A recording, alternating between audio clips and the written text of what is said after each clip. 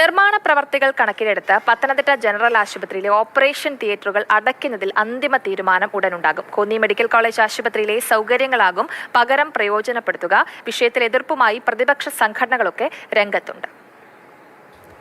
General surgery, gynaecology, അസ്ഥിരോഗ വിഭാഗം, ENT operation തിയേറ്ററുകളും labour റൂമും പൂട്ടും. എന്നാൽ ഇതിന്റെ അടക്കം എല്ലാ OPകളും ജനറൽ ആശുപത്രിയിൽ തുടരും.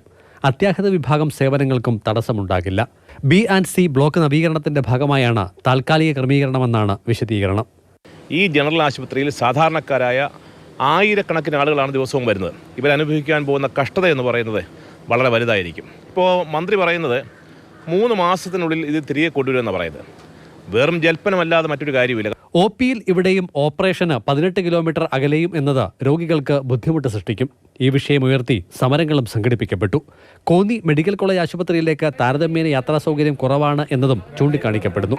എന്നാൽ അപകടാവസ്ഥയിലായ കെട്ടിടത്തിലെ പ്രവർത്തനം അത്യാഹിതം ക്ഷണിച്ചു വരുത്തുകയുള്ളൂവെന്നാണ് മന്ത്രി വീണ ജോർജിന്റെ പ്രതികരണം. ഈ ബിൽഡിംഗ് പൂർണ്ണമായി ശരിയാവണ്ണം രോഗികളുടെയും കുട്ടിരിപ്പുകാരുടെയും ആരോഗ്യ പ്രവർത്തകരുടെയും ഒക്കെ സുരക്ഷിതത്വം ഉറപ്പാക്കുന്ന നിലയിൽ ഇത് മെയിൻ്റനൻസ് ചെയ്യുക എന്നുള്ളതാണ്. ഇവിടെ മെയിൻ്റനൻസിന് വേണ്ടി ഫണ്ട് കൊണ്ടുവന്ന് മെയിൻ്റനൻസ് ചെയ്യാനായിട്ട് കാര്യങ്ങൾ ക്രമീകരിച്ച് കഴിഞ്ഞ ദിവസം അഡീഷണൽ ചീഫ് സെക്രട്ടറി ഉൾപ്പെടെ വന്നു.